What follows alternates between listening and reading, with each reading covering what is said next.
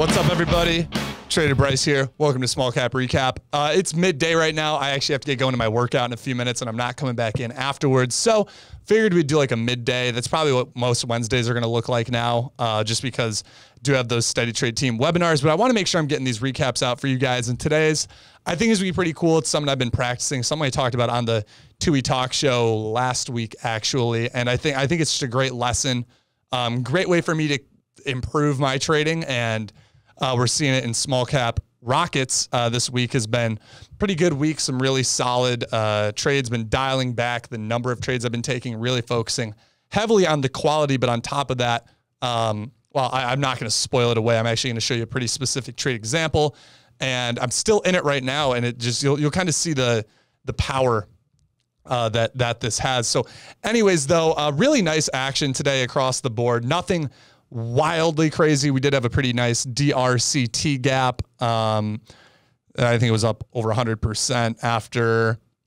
it hit that 550 high a day. Now it's just grinding back, though. We see this big long-term dip and rip. This probably would have been a solid entry in here. However, I wasn't really looking at it. Let's get VWAP up. I just haven't been a fan of trading day one gappers lately, but if we keep seeing action like this, I mean, that's pretty solid. Also, TLRY leading the weed sector still, in my opinion. Let's take a look at that daily chart. You see this is a really nice intraday. I actually have a swing on this from yesterday pretty small size, but might add into it today. Just need it to keep establishing risk levels, setting levels on the daily chart. But this is just, yeah, this is nice. So there's the, I think, Congress or something, I should know this, but there's some big votes going on for federal legalization of marijuana, as there is just about every year. And I expect this to be a probably a multi-week process, unless they, of course, like decide to pass it this week. I think the vote is actually on Friday. My buddy J Bones in chat was actually talking about it because someone asked, when is the vote? J Bones says 1 p.m. Eastern. The House, it goes straight to the Senate, but they can take a while. Biden says he would veto, so then it would go back to the Senate again, and they would have to vote to overturn his veto. Process could take weeks. And he brings up a good point. That means there's a lot of room for chart development, which would be great, because I personally would love to see these weed names basically hold these perks that they're showing. Let's look at like a 5-year chart, 4-year chart of TLRY, right? We had this insane run. This was, oh man, I remember this like it was yesterday. This was essentially my first full year of being in the market and watching this insane run, right? This was after Bitcoin. Bitcoin was end of 2017, and going into the end of 2018, we had some insane weed moves. Cron, TLRY, man, I need to go through my list, but essentially now they're wildly beat down, right? TLRY almost hitting, it did hit $300, I believe. I believe the high might have been exactly 300. Now I'm curious. So let's go check. Did I zoom in too far? Let's see. High, $300 exactly. And, now we're super beaten down at $8 a share, more or less. But I really want to see these perks that are coming off of all-time lows hold. And if they can hold, I think we have some really crazy runs setting up. Again, they are super beaten down, so I'm not expecting any of these names, unless maybe some OTCs if we get OTC momentum. I'm not expecting any of them to go to all-time highs, but I mean, even if like something like TLRY could get 30, 40, maybe a breakout over this 67 level, definitely unreal potential. That was almost a year ago during that, of course, market madness. But we got 420 coming up. We have this vote coming up. Again, the longer it takes, the better, in my opinion. So definitely keep that weed sector on watch. Today, I got to get these others up. I took 4 trades so far today, and let me get the last one. So far, I am technically speaking 1 for 3, although that one trade was a nice winner, but I'm in a 4th right now, and that is looking like a really nice winner. So I'm going to get to that one last because it's what I was working on. So IGMS I was looking at for a day 2 move. We had a really nice run yesterday. As you can see, we had this really nice push from essentially $20 up to 36. Now consolidating. I was hoping for a day 2 move. However, that being said, so far not getting it. hopefully maybe we can consolidate all day. Third day surge, the third day surges are back, but I did take this loss here. So I saw this break of support, instant reclaim through this trend break, and I took the 2880.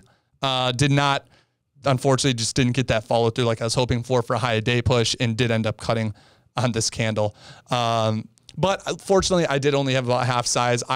For my rule for day twos, that is something I've been setting in, is that I'm starting into those positions with half size every time, because they aren't the, they don't have a wildly high win percentage. However, they do have a very high risk reward potential when they work. So I start in at a good price, and then if it had broken high day and consolidated, I would have added to that. So it wasn't a big loss by any means.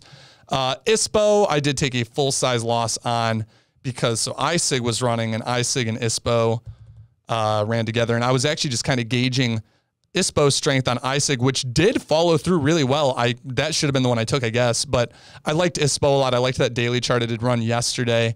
Again, a day two potential. So I did actually go in full size right here in the 920s and did cut right here at 909.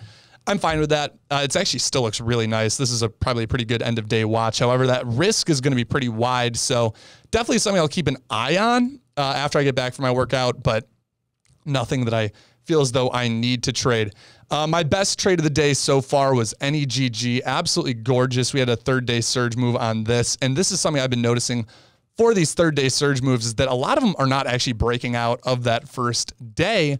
However, when they set up intraday in the morning, they do offer some really nice pushes. I haven't seen a really nice third day surge breakout in quite some time.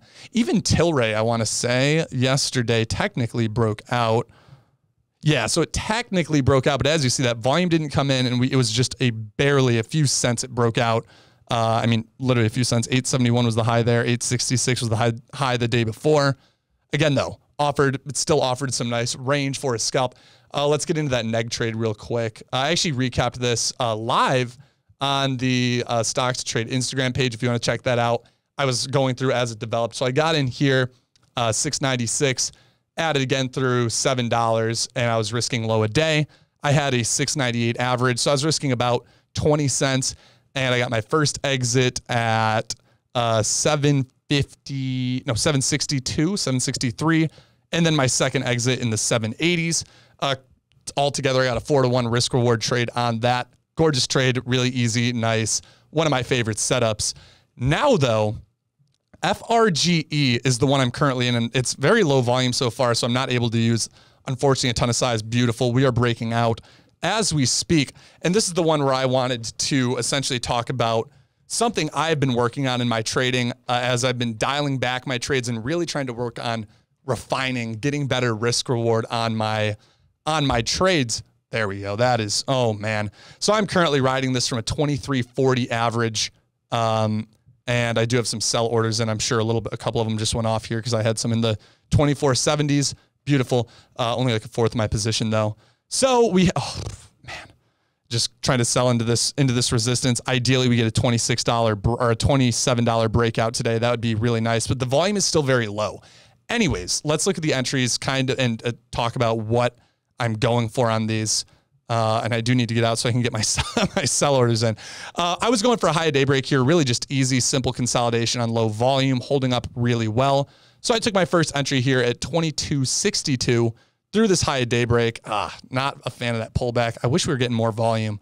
And then I rode it all the way up into here, and I then let it set a new base. And what I talked about on the TUI talk show is essentially pyramiding into positions, building into positions, moving up that risk level. And what that is going to do is allow me to find a new risk level, build more size with the same dollar risk. However, I now have more size. So every single penny we move up, or dollar, whatever the case it is, every increment we move up, that reward is bigger. The risk is the same. The dollar risk is the same because I'm adjusting risk levels.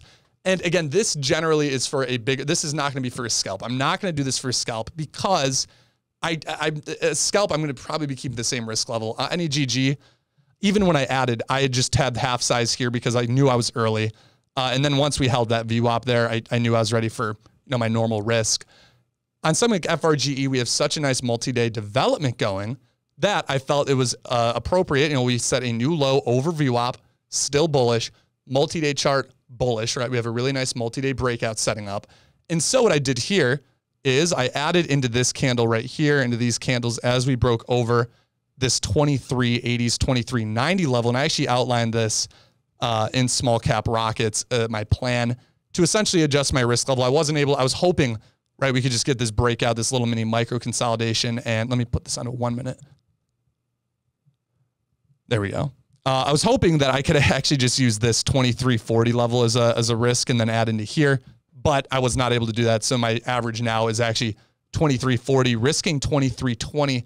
So I have a 20-cent risk, and I'm up $1.30 on it. I'm actually up, that'd be about 5.5 to 1. On my trade right now, I did exit a little bit, so I don't know what my new average is, but you get the point, right? I'm now able to, instead of risking, I was originally risking this 2160 level, and I had a 2260 average. I was risking $1 a share.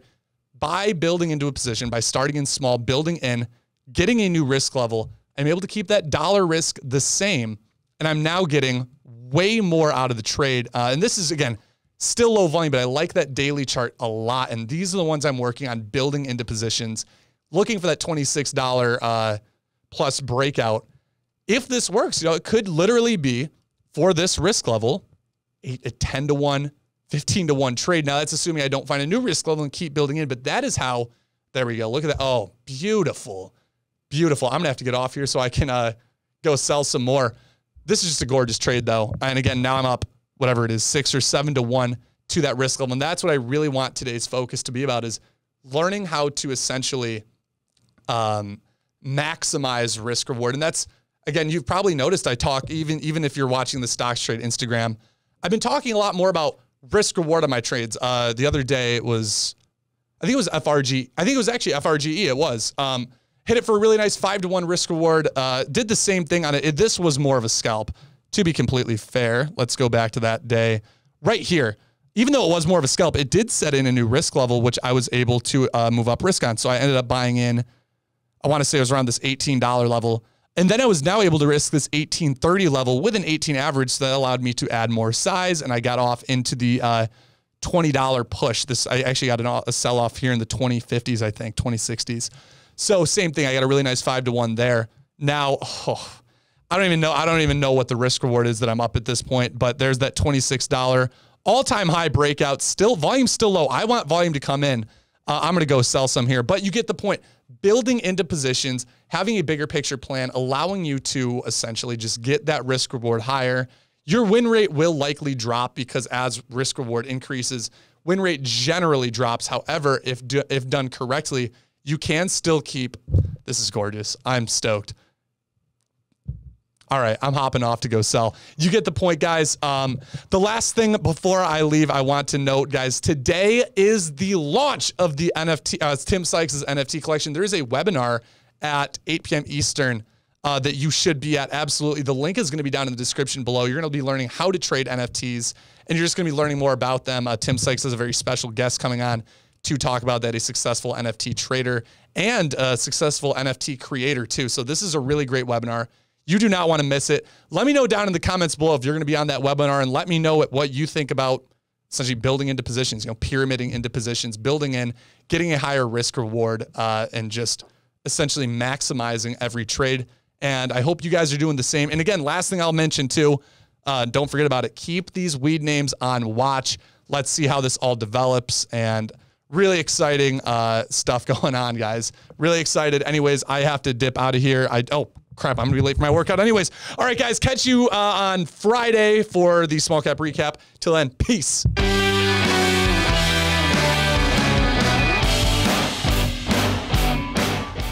We hope you guys enjoyed that last video. Thanks so much for watching and being a part of the StocksTrade community. We wouldn't be here without you guys. Be sure to hit that like button and subscribe to the channel if you haven't already. Our goal is to hit 100,000 subscribers by the end of the year, but we can't do it without your help. So if you enjoy what we're putting out and want to hear more, be sure to hit that subscribe button. I'll see you guys in the next video.